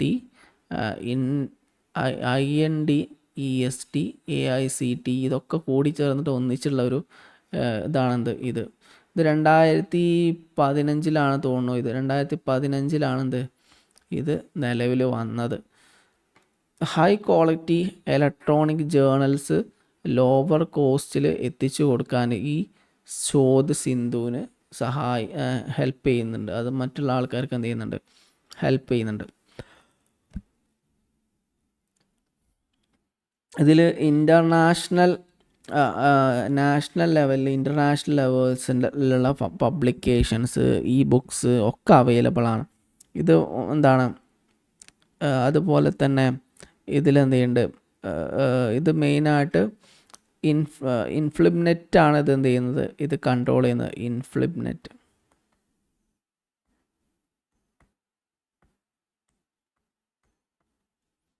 ഇതിൻ്റെ സെൻറ്റർ വരുന്നത് ഗാന്ധിനഗറിലാണ്. അടുത്ത ക്വസ്റ്റ്യനിലേക്ക് നമുക്ക് പോകാം. 19ാമത്തെ ക്വസ്റ്റ്യൻ മൂക്ക് എന്ന് പറഞ്ഞാൽ എന്താണ്? മൂക്ക് അടക്കം ചോദിക്കുന്നതാണ്. ഓപ്ഷനിലൊക്കെ മൂക്ക് എന്ന് പറഞ്ഞ് കാണാറുണ്ട്. മൂക്ക് എന്ന് പറഞ്ഞാൽ എന്താണ്? ഒന്ന് massive open online class, media open online course, massive open online course, modular open online course. ഇതിൽ ആൻസർ വരുന്നത് ഓപ്ഷൻ സി ആണ്. ഓപ്ഷൻ സി മാസീവ് ഓപ്പൺ ഓൺലൈൻ കോഴ്സാണിത് വരുന്നത്. ഇത് എളുപ്പമാണ്, ഡൗട്ടൊന്നും ഉണ്ടാവില്ല എന്ന് വിചാരിക്കുന്നു. ഇത് വിശദീകരിച്ച് പറയുകയാണെങ്കിൽ ഇത് എന്താണ്, ഇത് ഒരുപാട് ആൾക്കാരെ ഉൾപ്പെടുത്തിക്കൊണ്ടുള്ള ഓൺലൈൻ കോഴ്സുകളാണ്. ശരിക്കും നമുക്ക് ചെയ്യാൻ പറ്റും. അൺലിമിറ്റഡ്, ഇതിൻ്റെ ഏറ്റവും പ്രധാനപ്പെട്ട പ്രത്യേകത അൺലിമിറ്റഡ് പാർട്ടിസിപ്പൻ്റ് ആണ്. എത്ര പേർക്ക് വേണമെങ്കിലും എന്ത് ചെയ്യാൻ പറ്റും, ഇത് യൂസ് ചെയ്യാൻ പറ്റും. ഇത് ഫ്രീ ആണ്. രണ്ടാമത് ഫ്രീ ആക്സസ്. ഇത് എന്താണ്, ഇൻ്റർനെറ്റിൽ ഫ്രീ ആയിട്ട് ഇത് അവൈലബിൾ ആയിരിക്കും. ഇത് നമുക്ക് സാധാരണ നമ്മൾ ക്ലാസ്സുകളൊക്കെ ഉള്ള പോലെ തന്നെ ഒരു സ്പെസിഫിക് സിലബസ് ഉണ്ടാവും. അതിൻ്റെ പേരിൽ ലെക്ചർ ഉണ്ടാവും, ക്ലാസ്സുകൾ ഉണ്ടായിരിക്കും. അതിൻ്റെ ബേസിൽ എന്തുണ്ടാവും, എക്സാംസ് ഉണ്ടാവും. നമ്മൾ നേരത്തെ കണ്ടില്ല സ്വയം. ഇത് ശരിക്കും ഒരു മൂക്കിൻ്റെ ഭാഗമായിട്ട് മാസീവ് ഓപ്പൺ ഓൺലൈൻ കോഴ്സിൻ്റെ ഭാഗമായിട്ട് വന്നതാണ്. ഇവിടെ ഫീ ഉണ്ടാവില്ല, ഫ്രീ ആയിരിക്കും. സർട്ടിഫിക്കറ്റിന് എന്തുണ്ടാവും, ചെറിയൊരു ഫീ ഉണ്ടായിരിക്കും. ഇത് ഓരോരുത്തരും എന്ത് ചെയ്യാൻ പറ്റും, ഓരോരുത്തർക്കും അവരുടെ സൗകര്യം അനുസരിച്ച്, സമയം അനുസരിച്ചൊക്കെ എന്ത് ചെയ്യാൻ പറ്റും, പഠിക്കാനുള്ള സൗകര്യം ഉണ്ടായിരിക്കും. അതുപോലെ കിസ്സസ്, ഗ്രേഡ്സ്, അതുപോലെ തന്നെ അസസ്മെൻറ്റുകൾ, പല രീതിയിലുള്ള അസസ്മെൻറ്റ് ഫെസിലിറ്റീസ് ഇവർ ഒരുക്കുന്നുണ്ട്. ഇൻ്റർനാഷണൽ സ്കോളേഴ്സ് എന്താണ് ഇതിൽ പാർട്ടിസിപ്പേറ്റ് ചെയ്യുന്നുണ്ട്. ലോകത്തിലെ വ്യത്യസ്ത യൂണിവേഴ്സിറ്റിയിലുള്ള വലിയ അധ്യാപകരൊക്കെ എന്ത് ചെയ്യുന്നുണ്ട്, ഈ കോഴ്സ് നമുക്ക് നോക്കിക്കഴിഞ്ഞാൽ ഇതിൽ നമുക്ക് കാണാൻ പറ്റും. ഓക്കെ, അടുത്ത ക്വസ്റ്റ്യനിലേക്ക് നമുക്ക് പോവാം. Next question. ഇതിൽ 50 ക്വസ്റ്റ്യൻസ് നമ്മൾ ഇന്ന് നമ്മുടെ മെറ്റീരിയലുണ്ട്. നമുക്ക് എല്ലാ ക്വസ്റ്റ്യൻസും നമുക്ക് ഡിസ്കസ് ചെയ്യാൻ കഴിയില്ല. ബാക്കിയുള്ളത് നിങ്ങൾ എന്ത് ചെയ്യണം, ഫ്രീ സമയം കിട്ടിക്കഴിഞ്ഞാൽ ബാക്കി ക്വസ്റ്റ്യൻ ആൻസർ ചെയ്യുക. ഇതിൻ്റെ എൻ്റെ എല്ലാം PDF ഇതിൻ്റെ കൂടെ അപ്ലോഡ് ചെയ്യുന്നുണ്ട്. PDF അതിൻ്റെ ആൻസർ കീ ഉണ്ടായിരിക്കും. എക്സ്പ്ലെയിൻ ചെയ്താൽ നിങ്ങൾ വായിച്ചാൽ മതി. 20ാമത്തെ ക്വസ്റ്റ്യനിലേക്ക് നമുക്ക് പോകാം. Which initiative host curriculum based interactive content for 77 subjects across diverse disciplines of social science, arts, fine arts? ABCD. ഒന്ന് EPG Pathshala, NPTEL, CEC, Swayam. ഇതിൻ്റെ ആൻസർ വരുന്നത് എന്താണ്, A ആണ്. ഓപ്ഷൻ A ആണ്. EPG പാഠശാലയാണ്. ഇത് മെയിനായിട്ട് ഫോക്കസ് ചെയ്യുന്നത് PG സ്റ്റുഡൻസിനെ ആട്ടോ. PG സ്റ്റുഡൻസിനെ ഫോക്കസ് ചെയ്യുന്ന ഒരു സംവിധാനമാണുള്ളത്. ഇത് ഏകദേശം 77 സബ്ജക്റ്റുകളിൽ എന്ത് ചെയ്യുന്നുണ്ട്, വ്യത്യസ്ത കോഴ്സുകൾ പ്രൊവൈഡ് ചെയ്യുന്നുണ്ട്. മെയിനായിട്ട് ഇത് ഇംഗ്ലീഷിലുള്ള കണ്ടൻറ്റാണ് ഉണ്ടാവുക. ഓപ്പൺ സോഴ്സാണ്. നമുക്ക് എന്ത് ചെയ്യാൻ പറ്റും, പാസ്വേഡൊന്നും ഇല്ലാതെ ഇത് ആക്സസ് ചെയ്യാൻ പറ്റും. നമുക്ക് ഗൂഗിളിൽ സെർച്ച് ചെയ്ത് നോക്കിയാൽ എന്ത് ചെയ്യാൻ പറ്റും, ഇത് കാണാൻ പറ്റും. സെൽഫ് ലേണിങ്ങിന് വളരെയധികം സഹായിക്കുന്ന ഒരുപാട് വീഡിയോസും കണ്ടൻസും ടെക്സ്റ്റുകളൊക്കെ ഇത് നമുക്ക് എന്ത് ചെയ്യാം ഇതിലുണ്ടാവുക. അത് നമുക്ക് ഡൗൺലോഡ് ചെയ്തെടുക്കാനൊക്കെ പറ്റും. ഡൗൺലോഡ് ചെയ്തെടുത്ത് കഴിഞ്ഞാൽ PDF ആയിട്ടും ടെക്സ്റ്റ് ആയിട്ടൊക്കെ ഡൗൺലോഡ് ചെയ്യാൻ പറ്റും. അതാണെന്ത് അതിൽ വരുന്നത്. ഇനി അടുത്ത ക്വസ്റ്റ്യനിലേക്ക് നമുക്ക് ഒന്ന് പോവാം. The National Knowledge Network NKN aims to connect institution of higher learning with താഴെ പറയുന്ന ഈ നാഷണൽ നോളജ് നെറ്റ്വർക്ക് അതിൻ്റെ എയിം എന്താണ്? Okay, local libraries. ഇത് ഇൻസ്റ്റിറ്റ്യൂഷനുമായിട്ട് കണക്ട് ചെയ്യുന്നത് എന്ത് എന്തുമായിട്ടാണ് കണക്ട് ചെയ്യുന്നത്? Ultra high speed backbone network, low cost WiFi, satellite radio. എന്താണ് ഇവർ പ്രൊവൈഡ് ചെയ്യുന്നത്? B ആണ്. Option B, ultra high speed backbone നെറ്റ്വർക്കാണ്. ഇത് വളരെ അഡ്വാൻസ്ഡ് ആയിട്ടുള്ള ഒരു പാൻ ഇന്ത്യ നെറ്റ്വർക്കാണ്. യൂണിവേഴ്സിറ്റീസ്, റിസർച്ച് ലാബ്സ്, ലൈബ്രറീസൊക്കെ കണക്ട് ചെയ്യുന്ന ഒരു നെറ്റ്വർക്കാണ്. ഇത് ഹൈ സ്പീഡ് നെറ്റ്വർക്കാണ്. ഇത് ഉപയോഗിച്ചിട്ട് എന്ത് ചെയ്യാം, ഈ കണ്ടൻറ്റുകളൊക്കെ എന്ത് ചെയ്യാൻ പറ്റും, ട്രാൻസ്ഫർ ചെയ്യാനൊക്കെ സഹായിക്കും. 1 GB മുതൽ 10 GB വരെ നമുക്ക് ഇതിലൂടെ എന്ത് ചെയ്യാൻ പറ്റും, കണ്ടൻറ്റുകൾ ട്രാൻസ്ഫർ ചെയ്യാൻ വളരെ എളുപ്പമാണ്. അത് ഗവൺമെൻറ്റിൻ്റെ ഒരു ഇനീഷ്യേറ്റീവാണ്. സാധാരണഗതിയിൽ ഇത് ഇൻസ്റ്റിറ്റ്യൂട്ടിനാണ് എന്ത് ചെയ്യുന്നത്, ഹെൽപ്പ് ചെയ്യുന്നത്. ഹയർ ലേണിംഗ് ഇൻസ്റ്റിറ്റ്യൂട്ടിന് ഇത് ഹെൽപ്പ് ചെയ്യുന്നു. ഇത്രയാണ് ഇതിൽ വരുന്നത്. ഇനി നമുക്ക് എന്ത് ചെയ്യാം, ഇന്നത്തെ സെഷൻ അവസാനിപ്പിക്കാം. ക്ലാസ് ജസ്റ്റ് നമ്മളെ സമയപരിമിതി കാരണമാണ് നമ്മൾ നിർത്തുന്നത്. ബാക്കിയുള്ള ക്വസ്റ്റ്യൻസ് നിങ്ങൾ എന്ത് ചെയ്യണം, നോക്കണം. ഇതിൻ്റെ PDF ഞാൻ ക്ലാസ് കഴിഞ്ഞതിന് ശേഷം റെക്കോർഡഡ് ക്ലാസ്സും PDF അപ്ലോഡ് ചെയ്യാം. പിന്നെ നമ്മൾ ഫസ്റ്റ് പറഞ്ഞല്ലോ, ഫസ്റ്റ് വന്നല്ലോ, ഇത് വളരെ എളുപ്പമുള്ള ക്വസ്റ്റ്യനാണ്. ഫസ്റ്റ് ഈ പ്രോബ്ലം എന്ന് പറഞ്ഞത് ഈ binary to digital and digital to decimal to binary conversion വളരെ എളുപ്പമുള്ള ക്വസ്റ്റ്യനാണ്. അത് ജസ്റ്റ് നിങ്ങൾ എന്ത് ചെയ്യണം, നോക്കി പോകണം. പ്രാക്ടീസ് ചെയ്ത് കഴിഞ്ഞാൽ പെട്ടെന്ന് മനസ്സിലാവും. 1-2 പ്രാവശ്യം ചെയ്ത് കഴിഞ്ഞാൽ നമുക്കിത് പ്രാക്ടീസ് ആയാൽ പിന്നെ ഓപ്ഷനിൽ നോക്കിയാൽ തന്നെ നമുക്ക് ആൻസർ കണ്ടെത്താൻ പറ്റും. ഇപ്പോൾ നമ്മളത് പ്രോബ്ലം ഓരോന്നും കൂട്ടിയിട്ടാണ് ചെയ്യുന്നത്. ഒറ്റ നോട്ടത്തിൽ നമുക്ക് മനസ്സിലാക്കാൻ പറ്റാവുന്നതേ ഉള്ളൂ. ഇതിന് 1 മിനിറ്റ് ഒന്നും വേണ്ട ഈ ആൻസറിന്. അപ്പോൾ നിങ്ങൾ എന്ത് ചെയ്യുക, അത് നന്നായി പ്രാക്ടീസ് ചെയ്ത് കഴിഞ്ഞാൽ പെട്ടെന്ന് മനസ്സിലാവും. നിങ്ങൾ തന്നെ ഒരു ബൈനറി നമ്പർ എഴുതുക, അതിനെ ഡെസിമലിലേക്ക് കൺവേർട്ട് ചെയ്യുക, പിന്നെ ഡെസിമൽ നമ്പറിനെ എഴുതുക, ബൈനറിലേക്ക് കൺവേർട്ട് ചെയ്യുക. ഇത് ചെയ്യാൻ വേണ്ടിയിട്ട് ധാരാളം മെത്തേഡുകൾ അവൈലബിൾ. യൂട്യൂബിൽ നോക്കിക്കഴിഞ്ഞാൽ ഇതിനൊരു 10-ലധികം മെത്തേഡുകൾ ഇതിന് വേണ്ടിയിട്ട് ഉണ്ട്. പക്ഷെ അത് അങ്ങനെ ഉള്ള നമ്മൾ ഇക്വേഷൻ വെച്ചിട്ട് ചെയ്യേണ്ട ആവശ്യമൊന്നും ഇതിനില്ല. ഇക്വേഷൻ വെച്ച് ചെയ്ത് കഴിഞ്ഞാൽ നമ്മളെ സമയം കുറേ വേസ്റ്റ് ആവും. നമ്മൾ മറ്റുള്ള സബ്ജക്റ്റിനൊക്കെ ഇപ്പോൾ നമ്മൾ കോമ്പറ്റീറ്റീവ് എക്സാം ആണല്ലോ പ്രിപ്പയർ ചെയ്യുന്നത്. നെറ്റിന് വേണ്ടിയിട്ട് സെറ്റാണെങ്കിലും നെറ്റാണെങ്കിലും മറ്റേ SSC ആണെങ്കിലും UPSC ഒക്കെ ഒബ്ജക്റ്റീവ് ടൈപ്പ് ക്വസ്റ്റ്യൻ ആണ്. അപ്പോൾ നമുക്ക് അതിൻ്റെ മെത്തേഡൊന്നും നമ്മൾ കാണിക്കേണ്ട ആവശ്യമില്ല. കൃത്യമായിട്ടുള്ള ആൻസർ കിട്ടിയാൽ മതിയല്ലോ. ഇപ്പോൾ ചില എക്സാമുകൾ ഉണ്ടാവും, അതിന് നമ്മൾ എന്ത് ചെയ്യണം, നമ്മൾ PG ഡിഗ്രിക്കൊക്കെ ആണെങ്കിൽ നമുക്ക് അത് എങ്ങനെയാണ് അതിലേക്ക് എത്തിച്ചേർന്നതെന്ന് കാണിക്കേണ്ടതുണ്ടാവും. അങ്ങനെ വരുമ്പോൾ മാത്രമേ നമുക്ക് അതിൻ്റെ ഇക്വേഷനൊക്കെ വെച്ച് സാവധാനം ചെയ്യേണ്ട ആവശ്യമുള്ളൂ. ഇതിനൊക്കെ പ്രത്യേകം ഇക്വേഷനൊക്കെ ഉണ്ട്. പക്ഷെ അത് നമ്മളെ സമയം അവിടെ കളയും എന്നുള്ളതുകൊണ്ടാണ് ഇക്വേഷൻസ് ഒന്നും പറയാത്തത്.